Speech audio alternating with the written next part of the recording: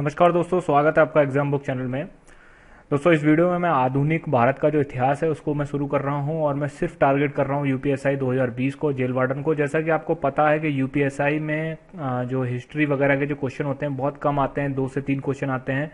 तो इसके लिए आपको पूरी बुक पढ़ने की जरूरत नहीं है। अगर आप ये नोट्स भी पढ़ के जाते हैं तो भी आपका जो है वहां पर काम आपका हो जाएगा। प्रीवियस ईयर पेपर में आप देख सकते हैं कि क्वेश्चन जो है वो ज़्यादा नहीं बनते हैं, हिस्ट्री ज्योग्राफी इन सबसे क्वेश्चन नहीं, सबसे ज़्यादा क्वेश्चन संविधान से बनते हैं, जिसकी मैं जो है लगातार वीडियो बना रहा हूँ। डेप्थ में आपकी पूरी वीडियो है, कोई भी क्वेश्चन आपका जो है अगर आप वो वीडियो देख के जाते हैं तो कोई भी क्वेश्चन नहीं छूटेगा। तो चलिए दोस्तों, सबसे पहले शुरू करते हैं। और ये मेरी पहली क्लास है और इस तरीके से मैं जो है मुश्किल से 1 हफ्ते के अंदर जो है आपका आधुनिक इतिहास को पूरा खत्म कर दूंगा। आप पूरी तरीके से इस पर ट्रस्ट कर सकते हैं, क्वेश्चन बाहर आपका नहीं जाएगा। चलिए शुरू करते हैं। तो सबसे पहला हमारा पॉइंट है कि आधुनिक भारत का इतिहास।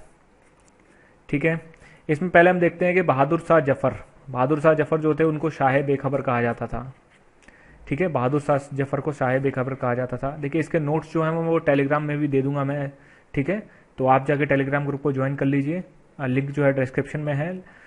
तो उसके बाद है जहादर शाह जो थे उनको लंपट मूर्ख कहा जाता था। ठीक है, जहादर शाह को। उसके बाद है फर्रुख शेर को जो है घृणित कायर कहा जाता था, और घृणित कायर। ठीक है, मोहम्मद शाह को रंगीला कहा जाता था। देखिए, क्वेश्चन में क्या होता है ना, क्वेश्चन में कभी कभी इस तरीके के उल जलूल जो क्वेश्चन होते हैं वो पूछ सकता है वो। ठीक है, वो पूछ लेता है कि इसको क्या कहते थे, बहादुर शाह जफर को क्या कहा जाता था, जहादर शाह को क्या कहा जाता था, फर्रुख शेर को आपको क्या कहा जाता था। तो मैं तो आपसे ये कहूँगा, जैसे बहुत सारे बच्चे जो हैं मेरे से ये पूछते हैं कि इतिहास की सर कोई बुक बता दो। यार, बुक पढ़ के जाओगे कि आप क्वेश्चन तो उठा के देखो ना। और बहुत सारे बच्चों के दिमाग में अभी भी ये कन्फ्यूजन बना हुआ है कि जो पहले पेपर आया था उस टाइप का पेपर नहीं आएगा। तो अगर आपको ऐसा लगता है तो आप उसी मेंटेलिटी में रहिए। मैं ये नहीं कहता हूँ कि उस टाइप का पेपर, देखिए जो एक पैमाना होता है ना, पेपर वैसा ही आता है। अगर बोर्ड द्वारा पैमाने रखे जाते हैं। ठीक है, बोर्ड अगर कहेगा कि ठीक है भाई, आप जो है संविधान से आप जो है 15 क्वेश्चन रख दीजिए, 15, मूल विधि से 5, ठीक, 5, करंट से 5 से 7 क्वेश्चन। इस तरीके से अगर आप क्वेश्चन रख देते हैं, और ये कारण भी है, अगर वो उसको सिर्फ और सिर्फ संविधान से 5 क्वेश्चन 6 क्वेश्चन देने होते तो वो सिर्फ इतना लिखता सिलेबस में, सामान्य अध्ययन लिखता वो। समझ रहे ना। लेकिन उसने लिखा सामान्य अध्ययन, मूल विधि, वो संविधान और मूल विधि। ये क्यों लिखा अलग अलग? क्योंकि संविधान का वो चाहता है कि आप वेटेज हो, और संविधान पढ़ना इसलिए भी जरूरी है आपका क्योंकि आप दरोगा बनने वाले हैं। उसके बाद नेक्स्ट है, अंतिम मुगल सम्राट कौन था? तो अंतिम मुगल सम्राट थे आपके बहादुर शाह द्वितीय। ठीक, क्वेश्चन ऐसे ही आने वाले हैं, ज्यादा डेप्थ में नहीं जाएंगे, आप जाके देख लीजिए उसमें। वास्को डी गामा कालीकट के तट पर पहुंचा था ये। ठीक है, कभी कभी तट का आपका पूछ लेते हैं नाम, के तट कौन से तट पर था। और ये कालीकट का तट कहाँ है? केरल में है, मतलब पश्चिमी किनारा।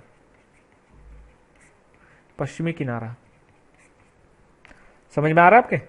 फिर उसके बाद है प्रथम मुगल वायसराय कौन थे? Francisco de Almeida. ठीक है, ये आपके थे प्रथम पुर्तगाली वायसराय थे। और दूसरे पुर्तगाली जो वायसराय थे उसका नाम था अल्फांसो द अल्बुकर्क। और जैसे क्वेश्चन अगर आ जाता है कि वास्तविक संस्थापक कौन था पुर्तगाली साम्राज्य का, तो वो यही था, अल्फांसो द अल्बुकर्क। ये आपका जो था वो वास्तविक जो है वो संस्थापक था।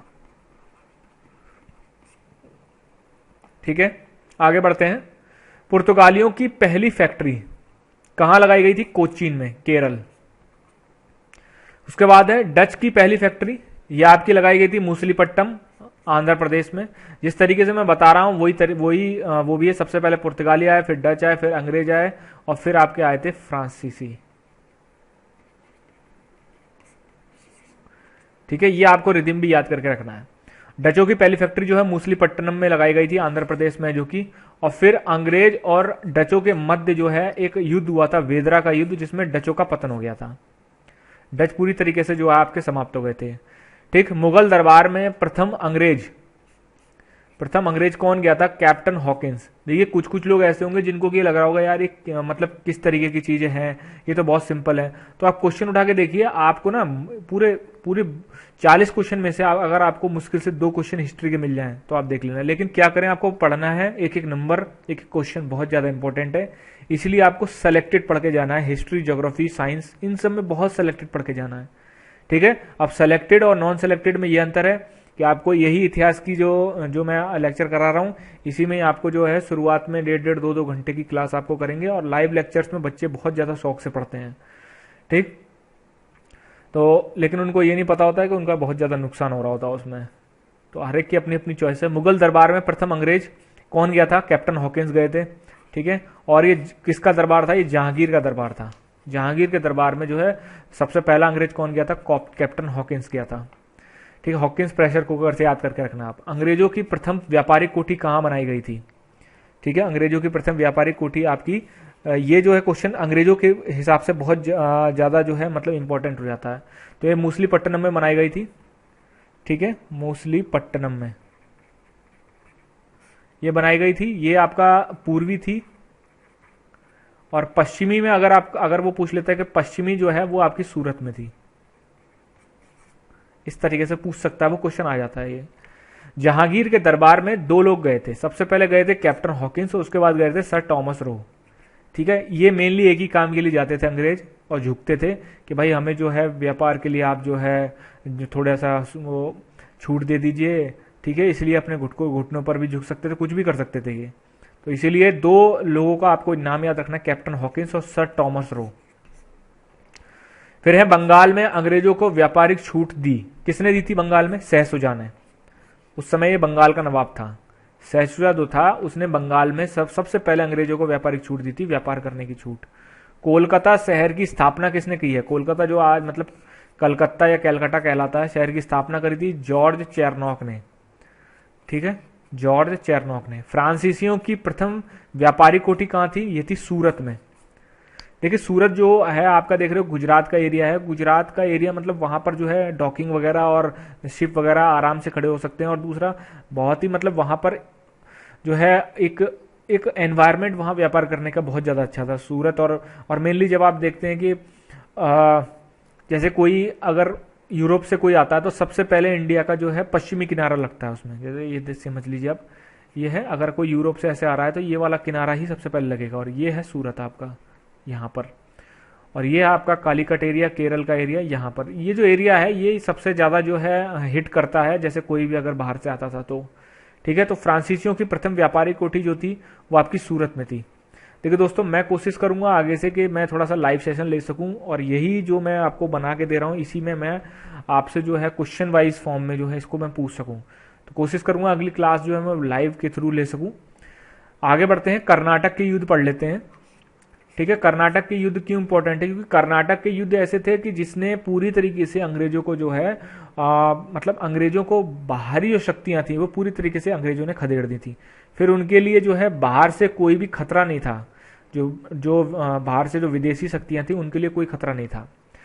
तो कर्नाटक का युद्ध मेनली हुआ है आपका अंग्रेजों के बीच में, अंग्रेज वर्सेस फ्रांसीसी, इन दोनों के बीच में आपका हुआ था। तो पहला जो है कर्नाटक का युद्ध कब हुआ था? 1746 और 1748 तक हुआ है ये। और इसमें संधि कौन सी हुई है? ए ला शापेल संधि। ये बहुत इंपॉर्टेंट है, मोस्ट इंपॉर्टेंट है। क्वेश्चन पूछ लेता है को ए ला शापेल संधि किस युद्ध में हुई, या फिर प्रथम कर्नाटक युद्ध में कौन सी संधि हुई? तो ये वाली संधि हुई थी। तो आप इसको जो है याद कर लीजिए। मॉडर्न हिस्ट्री अगर पढ़ने बैठ जाएंगे ना तो आपके 2 महीने भी नहीं खत्म हो पाएगी। इसलिए मैं कह रहा हूँ बहुत टारगेटेड पढ़िए, अपना नुकसान कम से कम करिए। और फिर सेकंड जो कर्नाटक युद्ध हुआ था वो हुआ था 1749 से लेके 54 तक, और इसमें पौंडीचेरी की संधि हुई थी, ठीक है। इसमें आपकी हुई थी पौंडीचेरी की संधि। और उसके बाद जो है तीसरा आपका जो है कर्नाटक युद्ध हुआ था 1756, 756 से लेके 763 तक, ठीक है। और इस सप्तवर्षीय युद्ध हुआ था, ठीक है। सप्तवर्षीय युद्ध का मतलब मेनली इसका इंपैक्ट जो था वो आपका यूरोपियन कंट्री में था इस वजह से, लेकिन तब भी यहां पर दोनों की दोनों शक्तियां थी, तब भी वो लड़ गई थी। इसका जो सोर्स था थर्ड का वो था यूरोपीय आपका। इसमें जो आपका पेरिस की संधि हुई थी, इसमें पेरिस की संधि हुई थी आपकी, ठीक है। फिर वंडी वॉश का युद्ध जो है ये आपका फ्रांसीसियों के अंतिम लड़ाई मतलब ये था कि इससे जो है इनका पतन हो गया पूरी तरीके से वंडी वॉश के युद्ध से। और वंडी वॉश का युद्ध में जीता कौन था? सर आयरकूट, जो कि अंग्रेजों की तरफ से लड़ रहे थे। ठीक है, नेक्स्ट है आपका प्लासी का युद्ध और बक्सर का युद्ध। इससे क्वेश्चन अच्छे खासे बन जाते हैं, इसमें थोड़ा सा आप समझ लीजिए। पहले ये समझ लीजिए प्लासी का युद्ध हुआ कब था। सबसे पहले हुआ था प्लासी का युद्ध और फिर हुआ था बक्सर का युद्ध। ये दो युद्ध ऐसे थे जिन्होंने भारतीय पूरे आधुनिक इतिहास को चेंज कर दिया। अगर प्लासी या बक्सर के युद्ध में अगर अंग्रेज ना जीते होते तो हो सकता है कि आज सीन थोड़ा अलग होता, क्योंकि प्लासी के युद्ध में अंग्रेजों का होल्डअप जो था वो 50% हो गया और बक्सर के युद्ध के बाद तो पूरी तरीके से अंग्रेजों ने जो पूरी तरीके से इंडिया को कैप्चर कर लिया था। तो प्लासी का युद्ध 1757 में हुआ था, 23 जून 1757। किसके बीच हुआ था? सिराजुद्दौला, जो कि आपका जो है बंगाल का नवाब था, बंगाल का नवाब था। और उसके बाद जो है इसके सामने कौन था? रॉबर्ट क्लाइव अंग्रेजों की तरफ से लड़ रहा था और यहाँ पर रॉबर्ट क्लाइव जीत गया था, क्योंकि सिराजुद्दौला को जो है उसी के अपने ही बंदों ने जो धोखा दे दिया था। जैसे मीर जाफर, ठीक है, मीर जाफर इसका सेनापति था। मीर जाफर ये आपको याद नहीं करना, ये सिर्फ मैं एज ए फैक्ट बता रहा हूँ। मीर जाफर उसका सेनापति था, तो उसको जो है इसने धोखा दे दिया, सिराजुद्दौला को धोखा दे दिया, तो वो सिराजुद्दौला हार गया। फिर उसके बाद जो है रॉबर्ट क्लाइव ने जो है बंगाल की जो नवाब था वो मीर जाफर को बना दिया। फिर मीर जाफर के बाद जो है फिर मीर कासिम को बना दिया और मीर कासिम के बनते ही राजधानी मुर्शिदाबाद से मुंगेर चली गई। ठीक है, राजधानी जो थी, जैसे क्वेश्चन पूछ लेते हैं कि राजधानी मुर्शिदाबाद से मुंगेर कब गई, तो वो थी आपकी मीर कासिम के टाइम पे। मीर कासिम ने ही ये काम किया था। फिर आपका बक्सर का युद्ध आपका 1764 में हुआ है। ये ऐसा युद्ध था जिसने मतलब निर्णायक युद्ध था, ये निर्णायक युद्ध, इसने पूरा इतिहास चेंज कर दिया और इसने पूरी तरीके से जो है अंग्रेजों को, जो मैं बोल रहा हूँ ये क्वेश्चन भी आता है कि ऐसा कौन सा युद्ध था जिसने पूरी तरीके से अंग्रेजों के हाथ में जो है पूरे भारत की सत्ता दे दी, तो वो था आपका बक्सर का युद्ध। ठीक है, फिर इसमें एक तरफ कौन थे? एक तरफ थे मीर कासिम कौन था? ये था बंगाल का नवाब।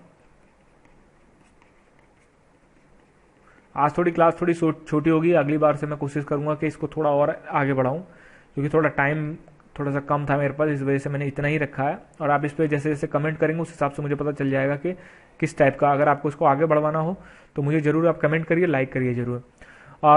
सुजाउद्दौला कौन था? ये आपका अवध का नवाब था। ठीक है, ये क्वेश्चन पूछ लेते हैं इसलिए मैं आपको जो है बता रहा हूं। ये आपका अवध के नवाब थे। और ये कौन था आपका? शाह आलम द्वितीय। ये शाह आलम द्वितीय जो है मुगल सम्राट था।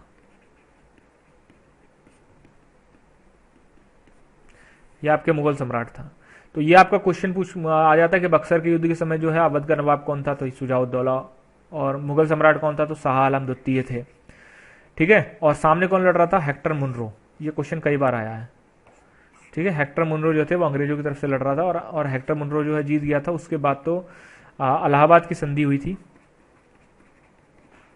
इलाहाबाद की संधि हुई थी बक्सर के युद्ध के बाद, इलाहाबाद की संधि हुई थी। इसको मोस्ट इंपॉर्टेंट है, इसको याद करके रखना, क्योंकि वो पूछ लेता है कि बक्सर के युद्ध के बाद निम्न में से कौन सी संधि हुई थी? तो इलाहाबाद की संधि उस समय हुई थी। तो दोस्तों आज के लेक्चर में मैं इतना ही रखता हूं, और अगर आपको अच्छा लगे तो फिर मैं आगे इस पूरी सीरीज को मैं आगे बढ़ाऊं। वैसे मैं अपना काम पूरा करूंगा हफ्ते अंदर या मैक्सिमम 10 दिन के अंदर मैं आपकी जो है मॉडर्न हिस्ट्री पूरी खत्म कर दूंगा, क्योंकि टाइम से जो है आपका लेक्चर भी पूरे करवाने हैं और आपका सिलेबस भी कंप्लीट करना है। शाम को मैं पॉलिटी के आपके पूरा का पूरा लेक्चर डालूंगा, उसका संसद का पार्ट 5, तो आप उसको जरूर देखिए। थैंक यू दोस्तों।